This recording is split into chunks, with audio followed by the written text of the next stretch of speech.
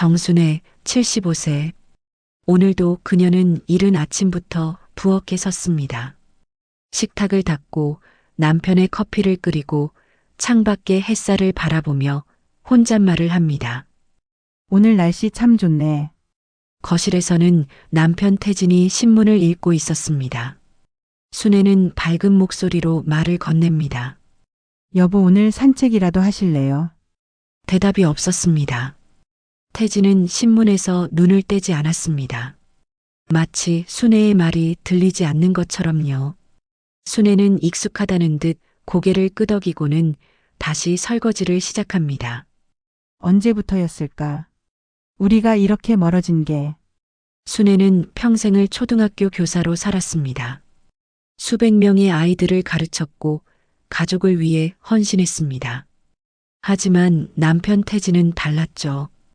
그는 늘 순애를 무시했습니다. 여자가 무슨 선생이냐며 비웃었고 집안일이나 제대로 해라며 핀잔을 줬습니다. 순애가 힘들다고 말하면 요즘 여자들은 약해서 문제야라며 핀잔만 주었죠. 정작 자신의 마음은 어디에도 꺼내놓지 못했습니다. 외롭다는 말도 힘들다는 말도 꿈이 있었다는 말도요. 오후 초인종이 울립니다. 아들 지훈이 손녀 유나를 데리고 왔습니다. 엄마, 유나 오늘 하루만 봐주실 수 있어요? 급한 회의가 생겨서. 그럼요. 우리 유나랑 할머니가 재밌게 놀아야지. 순애의 얼굴에 환한 미소가 번집니다. 아들은 급하게 인사하고 현관문을 닫습니다. 유나가 할머니 옆에 앉으며 물었습니다. 할머니, 우리 뭐 할까요? 할머니가 옛날 이야기 해줄까? 유나가 고개를 갸웃하더니 천진난만하게 물었습니다. 할머니는 어렸을 때 뭐가 제일 하고 싶었어요? 순애는 순간 말문이 막혔습니다. 아무도 물어본 적 없는 질문이었으니까요. 머릿속에 어린 시절의 기억이 스쳐 지나갑니다. 도화지 앞에 앉아 풍경을 그리던 자신의 모습이요. 그림을 그리고 싶었단다. 목소리가 조금 떨렸습니다. 진짜요? 그럼 지금도 그릴 수 있잖아요. 유나의 눈이 반짝입니다. 너무나 당연하다는 듯이요. 유나는 호기심 가득한 얼굴로 집안을 탐험하기 시작했습니다. 그러다 다락방으로 올라갔고 먼지 쌓인 상자 하나를 발견했습니다. 할머니, 이거 뭐예요? 유나가 상자를 열자 낡은 스케치북이 나왔습니다. 순애가 급히 다락방으로 올라왔습니다. 유나야, 거기 위험해. 하지만 유나는 이미 스케치북을 펼쳐보고 있었습니다. 와, 할머니, 이거 할머니가 그린 거예요? 스케치북 속에는 젊은 날의 순애가 그린 그림들이 가득했습니다. 산과 들, 하늘과 구름, 작은 꽃 한 송이까지 모든 것이 생생하게 살아 숨쉬고 있었습니다. 순애는 스케치북을 받아들었습니다. 손이 떨렸습니다. 50년도 더 된 그림들이었습니다. 옛날에 그렸던 거란다. 목이 메었습니다. 와, 진짜 예뻐요. 할머니 왜 안 그리셨어요? 바빴어. 선생님 일도 해야 했고 너희 아빠도 키워야 했고. 그럼 이제 그리면 되잖아요. 할머니는 이제 안 바쁘잖아요. 유나의 말은 너무나 단순했습니다. 하지만 그 단순한 말이 순애의 가슴을 뜨겁게 만들었습니다. 그래. 이제는 내가 하고 싶은 걸 해도 되는 거 아닐까? 다음 날 순애는 유나와 함께 미술용품점에 갔습니다. 새 스케치북, 물감, 붓. 하나하나 고르는 순애의 얼굴에는 소녀 같은 설렘이 가득했습니다. 집으로 돌아와 거실 탁자 위에 미술용품을 펼쳐 놓았습니다. 그때 남편 태진이 거실로 들어왔습니다. 그게 뭐야? 또 쓸데없는 것 샀어? 순애는 조심스럽게 대답했습니다. 그림 좀 그려볼까 해서요.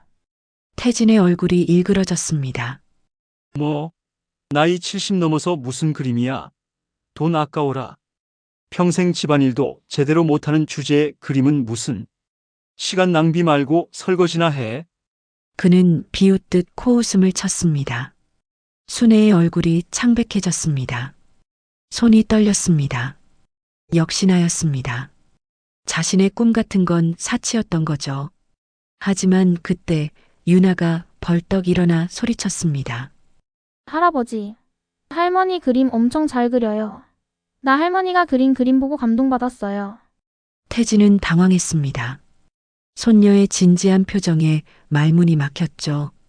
순애는 유나를 바라보며 조용히 미소 지었습니다. 고마워, 우리 유나. 다음 날 아침 순애는 작은 방에 혼자 앉아 있었습니다. 창밖의 풍경이 보이는 자리였죠. 하얀 캔버스가 앞에 놓여 있었습니다. 손이 떨렸습니다. 50년 만에 다시 쥐는 붓이었으니까요. 천천히 조심스럽게 첫 붓질을 했습니다. 파란 하늘, 그리고 흰 구름. 붓이 움직일 때마다 순애의 얼굴에 생기가 돌았습니다. 이상해. 붓을 쥐니까 숨이 쉬어진다. 시간 가는 줄 몰랐습니다. 점심도 저녁도 잊었습니다. 그저 그림을 그리는 것만으로도 행복했습니다. 평생 잃어버렸던 나를 다시 찾은 것 같아. 며칠이 지났습니다. 순애는 남편 몰래 매일 아침 일찍 일어나 그림을 그렸습니다. 창밖 풍경, 정원의 꽃, 손녀의 웃는 얼굴까지. 태진이 깨기 전에 모든 걸 치워야 했습니다. 그에게 들키면 또 구박을 들을 테니까요. 어느 날 저녁 용기를 내어 거실에 완성된 그림 한 점을 조심스럽게 걸어 놓았습니다. 햇살 가득한 정원을 그린 그림이었습니다. 태진이 거실로 들어왔습니다. 그림을 보더니 인상을 찌푸렸습니다. 이게 뭐야? 내가 그러지 말라고 했잖아. 하지만 그때 유나가 집에 놀러 왔습니다. 할아버지, 할머니, 그림 진짜 예쁘죠? 우리 반 친구들한테도 자랑했어요. 태진은 갑자기 당황스러운 표정을 지었습니다. 손녀 앞에서 화를 낼 수도 없었죠. 그는 어색하게 말을 바꿨습니다. 뭐? 그림이 아주 형편없지는 않네. 그리고는 얼른 자기 방으로 들어가 버렸습니다. 순애는 남편의 뒷모습을 바라보며 씁쓸하게 웃었습니다. 칭찬은 아니었지만 적어도 방해는 하지 않는다는 뜻이었으니까요. 일요일 오후 공원에는 두 사람이 함께 있었습니다. 순애와 손녀 유나였죠. 순애는 스케치북을 들고 유나가 옆에서 웃으며 뛰어놀았습니다. 할머니, 제가 모델 할게요. 순애는 연필을 들어 손녀의 모습을 그리기 시작했습니다. 햇살이 따스했습니다. 바람이 부드러웠습니다. 태진은 집에서 TV를 보고 있을 겁니다. 하지만 이제 순애는 상관없었습니다. 남편의 눈치를 보느라 자신을 숨길 필요가 없었으니까요. 순애는 생각했습니다. 평생을 타인을 위해 살았다. 가족을 위해, 학생들을 위해, 모두를 위해. 심지어 나를 무시하는 사람을 위해서까지. 하지만 이제야 깨달았다. 나를 위해 사는 것, 내가 행복해지는 것이 진짜 중요하다는 걸. 나를 사랑하는 사람들은 그걸 응원해준다는 걸. 유나의 웃음소리가 공원에 울려 퍼졌습니다. 순애도 함께 웃었습니다. 은퇴 후 태진의 하루는 규칙적이었다. 아침 6시 등산복을 챙겨 입고 현관문을 나선다. 산악회 사람들과의 약속 시간을 어긴 적이 없다. 점심은 친구들과 어느 식당에서 먹고 오후엔 바둑이나 당구를 치다가 저녁 무렵 집에 돌아온다. 오늘 저녁은 밖에서 먹고 올게. 태진은 가방을 내려놓지도 않고 말했다. 순애는 이미 저녁상을 차려놓고 있었다. 그의 좋아하는 된장찌개에 고등어구이까지. 또요? 어제도 나가셨잖아요. 순애의 목소리에 섞인 서운함을 태진은 알아채지 못했다. 아니, 알아채려 하지 않았는지도 몰랐다. 친구들이 부르는데 어쩌겠어. 당신도 친구 만나면 되잖아. 저한텐 친구가 어디 있어요. 평생 당신이랑 애들 뒷바라지 하느라. 말끝을 흐리는 순애를 뒤로하고 태진은 다시 현관으로 향했다. 문이 닫히는 소리가 유난히 크게 들렸다. 그날 밤 순애는 혼자 식탁에 앉아 식은 저녁을 먹었다. 텅 빈 맞은편 의자를 바라보며 문득 깨달았다. 언제부턴가 두 사람의 대화에서 우리라는 단어가 사라졌다는 것을. 여보, 우리 제주도나 한번 다녀올까요? 며칠 후 순애가 용기 내어 꺼낸 말이었다. 오래전부터 가고 싶었던 곳이었다. 젊었을 때는 돈이 없어서, 아이들 키울 때는 시간이 없어서 미뤄왔던 여행. 제주도? 나 다음 주에 산악회에서 지리산 가기로 했어. 그리고 그 다음 주엔 동창회도 있고. 태진은 신문에서 눈도 떼지 않았다. 그럼 그 다음엔 나중에 생각해 보자고. 요즘 모임이 좀 많아서. 나중에? 그 말이 얼마나 공허한지 태진은 몰랐다. 순애에겐 나중이 영영 오지 않을 것 같은 불안감이 밀려왔다. 가장 큰 균열은 작은 일에서 시작됐다. 순애가 노후를 위해 모아둔 적금 만기가 돌아왔다. 300만 원. 많은 돈은 아니지만 순애는 이걸로 두 사람이 함께 할 수 있는 걸 하고 싶었다. 여보, 이 돈으로 우리 취미 생활이라도 같이 시작해 볼까요? 댄스, 스포츠나 도자기, 공예 같은 거. 나야 벌써 할 거 많아서 바쁘지. 당신 혼자 하고 싶은 거 해. 내가 뭐 말리나.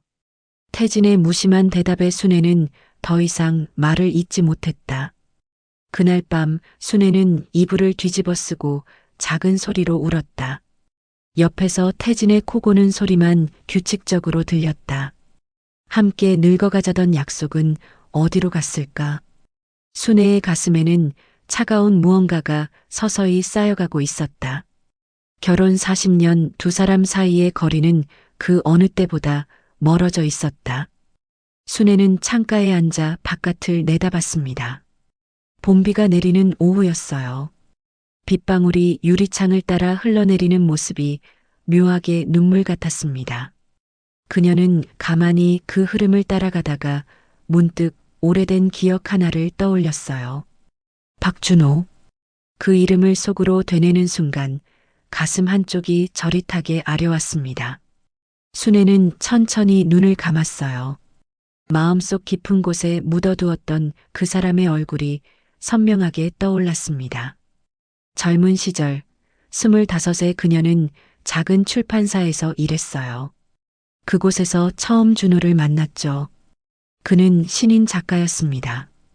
첫 소설 원고를 들고 출판사를 찾아온 날 그의 눈빛에는 열정과 두려움이 함께 담겨 있었어요. 순애는 그날 준호의 원고를 읽고 깊은 감명을 받았습니다. 그의 문장은 거칠었지만 진실했어요. 이 부분을 조금만 다듬으면 정말 좋은 작품이 될 것 같아요. 순애가 조심스럽게 말했을 때 준호는 환하게 웃었습니다. 그 미소가 순애의 마음에 처음으로 파문을 일으켰어요. 이후 두 사람은 자주 만났습니다. 원고 수정을 핑계로 카페에서, 공원에서, 작은 서점에서 시간을 보냈죠. 순애는 준호와 함께 있으면 세상이 다르게 보였어요. 그는 평범한 것들에서 특별함을 발견하는 사람이었습니다. 저 나무 좀 보세요. 가지 하나하나가 다 다른 방향을 향하고 있잖아요. 준호가 말했을 때 순애도 그제야 그 나무가 보였어요. 그렇게 그녀는 준호를 통해 세상을 다시 배웠습니다. 순애는 창밖을 보며 작게 한숨을 내쉬었어요. 그때의 감정은 지금도 생생했습니다. 순애와 준호의 관계는 천천히 깊어졌습니다. 하지만 두 사람은 서로의 마음을 쉽게 말로 꺼내지 못했어요. 순애에게는 집안의 기대가 있었습니다. 그녀의 부모님은 딸이 안정적인 남자와 결혼하기를 바랐죠. 준호는 아직 불안정한 신인 작가였어요. 어느 가을날 두 사람은 한강변을 걸었습니다. 석양이 강물에 비쳐 반짝였어요. 준호가 먼저 입을 열었습니다. 순애 씨, 당신이 좋습니다. 그의 목소리는 떨리고 있었어요. 순애는 걸음을 멈췄습니다. 가슴이 뛰는 소리가 너무 커서 다른 소리는 들리지 않았어요. 저도요. 순애는 간신히 대답했습니다. 두 사람은 그렇게 서로의 마음을 확인했어요. 그날 이후 몇 달은 순애에게 가장 행복한 시간이었습니다. 준호와 함께 있으면 모든 게 완벽했어요. 그는 그녀를 이해했고 그녀도 그를 이해했습니다. 하지만 현실은 냉정했어요. 순애의 어머니가 그들의 관계를 알게 됐습니다. 그 사람이 뭐가 있다고 내가 고생할 거니? 어머니의 목소리는 단호했어요. 사랑만으로는 살 수 없어. 내가 나중에 후회할 거야. 순애는 아무 말도 할 수 없었습니다. 어머니의 말이 틀렸다고 할 수 없었기 때문이에요. 그 시절 여자가 스스로 선택할 수 있는 것은 많지 않았습니다. 순애는 밤마다 눈물을 흘렸어요. 준호를 만날 때마다 가슴이 찢어지는 것 같았습니다. 그녀는 결국 선택해야 했어요. 사랑과 현실 사이에서 순애는 준호를 만나 마지막 이별을 고했습니다. 작은 찻집에서였어요. 창밖으로 첫눈이 내리고 있었습니다. 준호 씨, 우리 이제 그만 만나야 할 것 같아요. 순애의 목소리는 가늘게 떨렸어요. 준호는 한참 동안 아무 말도 하지 않았습니다. 그는 컵을 들었다가 다시 내려놓기를 반복했어요. 내가 부족해서 그런가요? 준호가 물었습니다. 순애는 고개를 저었어요. 아니에요. 당신은 부족하지 않아요. 그럼 왜요? 준호의 눈빛에 절박함이 담겼습니다. 순애는 그를 똑바로 볼 수 없었어요. 저도 어쩔 수 없어요. 미안해요.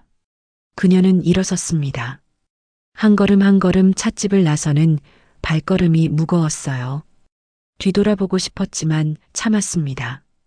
돌아보면 다시 그의 곁으로 달려갈 것 같았기 때문이에요. 순애는 그렇게 준호를 떠나보냈습니다.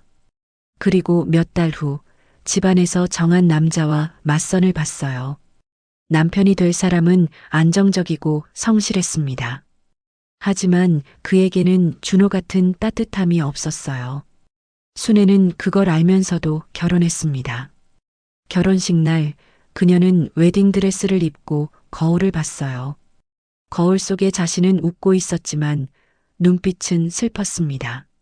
순애는 지금 창가에 앉아 그날을 떠올렸어요. 50년이 지난 지금도 그 선택이 옳았는지 확신할 수 없었습니다. 순애는 자리에서 일어나 서재로 향했습니다. 남편이 쓰던 책상이 여전히 그 자리에 있었어요. 그녀는 서랍을 열었습니다. 낡은 편지 몇 통이 제일 안쪽에 숨겨져 있었어요. 준호가 보낸 편지들이었습니다. 순애는 조심스럽게 그 중 한 통을 꺼냈어요. 봉투는 누렇게 바랬지만 글씨는 여전히 선명했습니다. 그녀는 천천히 편지를 펼쳤어요. 순애 씨, 당신 없는 하루하루가 견디기 힘듭니다. 첫 문장을 읽는 순간 순애의 눈시울이 뜨거워졌어요. 하지만 당신의 선택을 이해하려고 노력하고 있어요. 편지는 이어졌습니다. 당신이 행복하다면 그것으로 충분합니다. 순애는 편지를 가슴에 안았어요. 준호는 끝까지 그녀를 원망하지 않았습니다.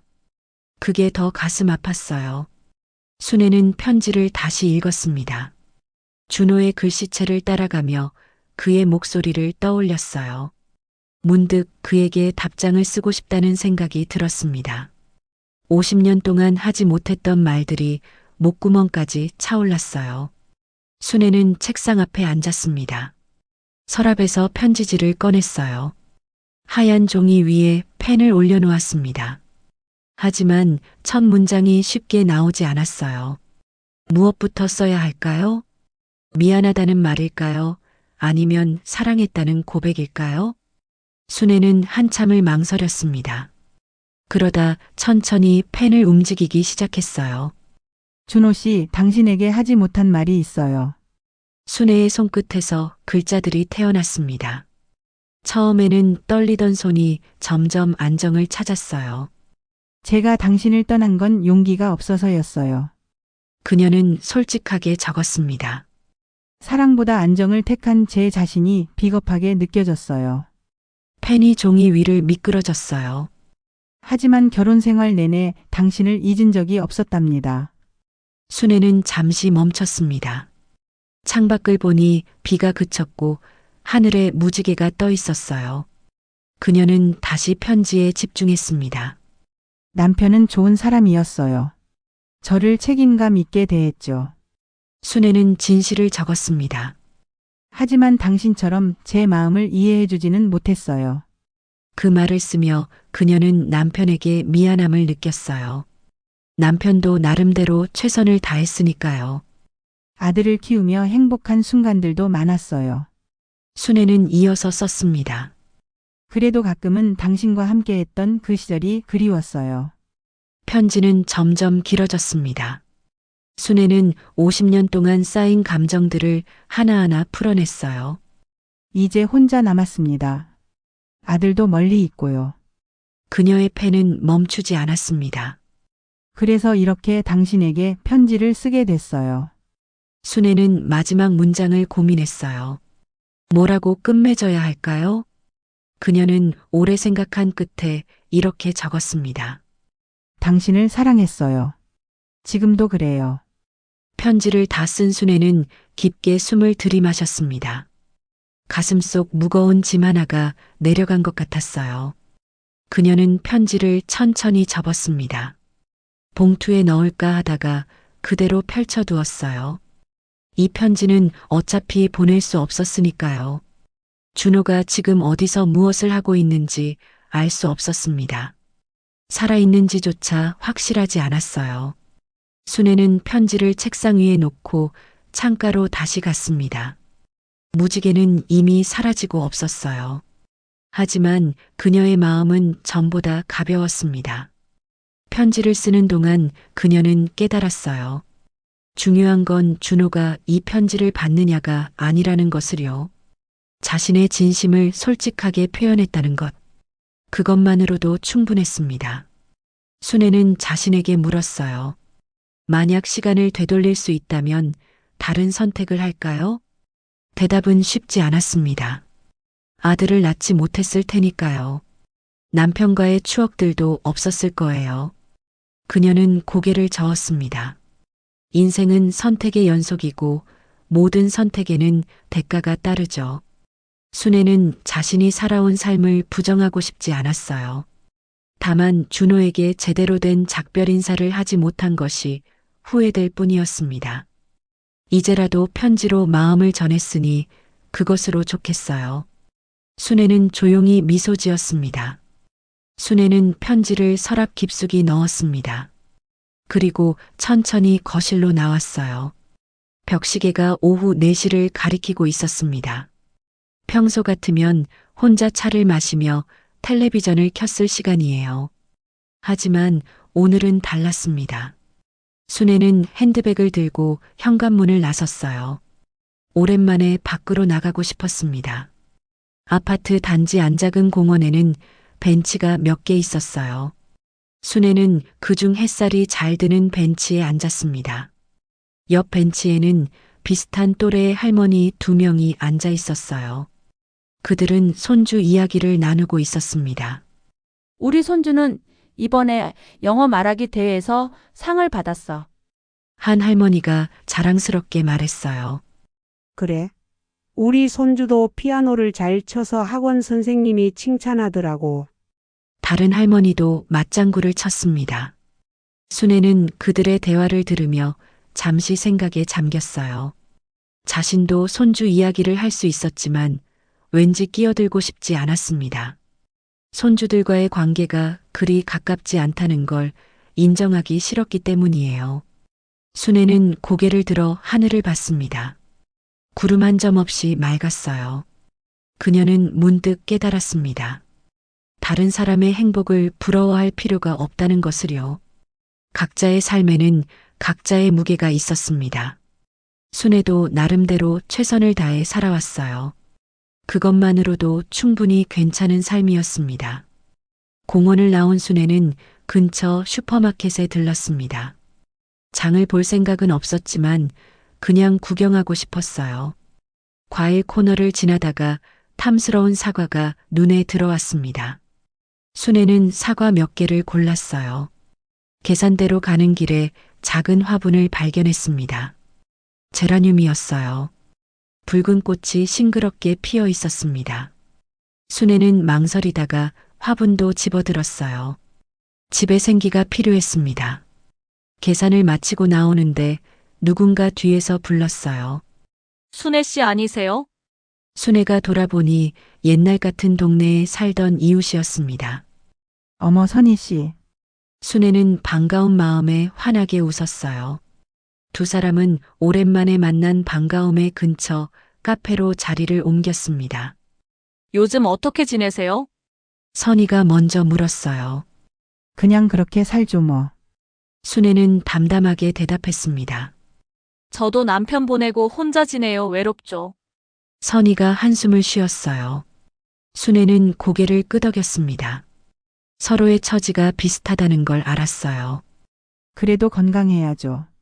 우리. 순애가 말했습니다. 맞아요. 건강이 최고예요. 선희가 동의했어요. 두 사람은 그렇게 1시간 가까이 이야기를 나눴습니다. 헤어질 때 선희가 말했어요. 다음 주에 우리 동네 노인정에서 모임이 있어요. 같이 가실래요? 순애는 잠시 망설였습니다. 하지만 이내 고개를 끄덕였어요. 그럴게요. 집으로 돌아온 순애는 화분을 베란다에 놓았습니다. 햇빛이 잘 드는 곳이었어요. 제라늄의 붉은 꽃잎이 햇살을 받아 더욱 선명하게 빛났습니다. 순애는 물을 주며 혼잣말을 했어요. 예쁘게 자라렴. 꽃을 돌보는 일이 생겼다는 게 좋았습니다. 누군가를, 무언가를 돌본다는 것. 그것이 삶에 작은 의미를 더해줬어요. 순애는 거실로 들어와 소파에 앉았습니다. 오늘 하루를 돌아봤어요. 편지를 쓰고 밖을 산책하고 옛 친구를 만나고 꽃을 샀습니다. 사소한 일들이었지만 마음이 풍요로웠어요. 순애는 핸드폰을 꺼내 아들에게 메시지를 보냈습니다. 아들, 엄마 잘 지내고 있어. 너도 건강 챙기고. 짧은 문장이었지만 진심이 담겨 있었어요. 곧 아들에게서 답장이 왔습니다. 엄마도 건강하세요. 다음 달에 갈게요. 순애는 미소 지었습니다. 아들과의 거리가 여전히 멀게 느껴졌지만 그것도 괜찮았어요. 각자의 삶이 있는 법이니까요. 순애는 핸드폰을 내려놓고 창밖을 봤습니다. 저녁 노을이 하늘을 붉게 물들이고 있었어요. 하루가 끝나가고 있었습니다. 순애는 조용히 감사했어요. 오늘 하루를, 이 순간을 살아있음을. 저녁 식사를 간단히 마친 순애는 서재로 갔습니다.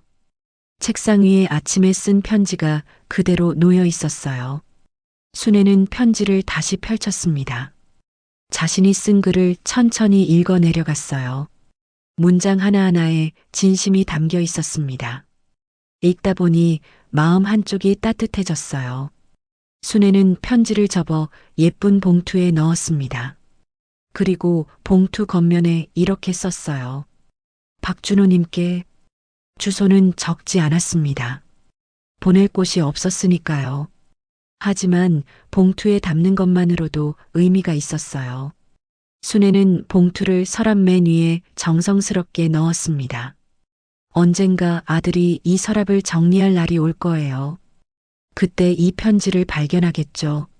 아들이 읽을지 말지는 모르겠지만 그것도 상관없었습니다. 중요한 건 순애가 자신의 마음을 정직하게 표현했다는 것이었어요. 더 이상 숨기지 않기로 했으니까요. 순애는 서재를 나와 침실로 향했습니다. 침대에 누우니 피곤함이 몰려왔어요. 하지만 기분 좋은 피곤함이었습니다. 순애는 눈을 감았어요. 내일은 또 어떤 하루가 펼쳐질까요? 선희와의 모임도 있고 제라늄에 물도 줘야 하죠. 작은 일들이지만 순애에게는 소중했습니다. 다음 날 아침 순애는 평소보다 일찍 일어났습니다. 기분이 상쾌했어요. 세수를 하고 거실로 나오니 베란다의 제라늄이 눈에 들어왔습니다. 순애는 물을 주러 갔어요. 꽃잎에 물방울이 맺히는 모습이 예뻤습니다. 잘 자랐구나. 순애는 중얼거렸어요. 아침 식사를 마친 후 옷장을 열었습니다. 오늘은 밝은색 옷을 입고 싶었어요. 연보라색 블라우스를 골라 입었습니다. 거울을 보니 얼굴이 한결 밝아 보였어요. 순애는 만족스럽게 미소 지었습니다. 오전 10시 선희에게서 전화가 왔어요. 순애 씨, 준비됐어요? 제가 30분 후에 데리러 갈게요. 네, 기다릴게요. 순애는 대답했습니다. 핸드백을 챙기고 현관 앞에서 기다렸어요. 마음이 설레었습니다. 오랜만에 새로운 사람들을 만난다는 게 긴장되면서도 기대됐어요. 초인종이 울렸습니다. 순애는 문을 열고 나갔어요. 선희가 환하게 웃으며 서 있었습니다. 가요, 순애 씨. 네, 가요. 두 사람은 나란히 계단을 내려갔습니다. 순애는 걸으면서 생각했어요. 인생의 마지막 장이라고 해서 끝이 아니라는 것을요. 오히려 지금부터가 진짜 자신의 시간일 수도 있었습니다.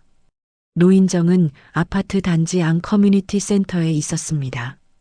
문을 열고 들어가니 벌써 여러 사람이 모여 있었어요. 모두 비슷한 또래의 어르신들이었습니다. 선희가 순애를 소개했어요. 여러분, 제 친구 순애 씨예요. 사람들이 반갑게 인사를 건넸습니다. 순애도 어색하지만 미소를 지으며 인사했어요. 안녕하세요. 잘 부탁드려요. 한 할머니가 순애 옆자리를 권했습니다. 여기 앉으세요. 감사합니다. 순애는 자리에 앉았어요. 모임은 가벼운 체조로 시작됐습니다. 강사가 앞에서 동작을 보여주고 모두 따라했어요. 순애도 천천히 몸을 움직였습니다. 오랜만에 움직이니 몸이 개운했어요. 체조가 끝나고 다과 시간이 이어졌습니다. 사람들은 삼삼오오 모여 이야기꽃을 피웠어요. 순애는 선희와 함께 차를 마시며 주변을 둘러봤습니다. 누군가는 웃고 누군가는 진지하게 대화를 나눴어요. 모두가 자기 삶을 살아가고 있었습니다.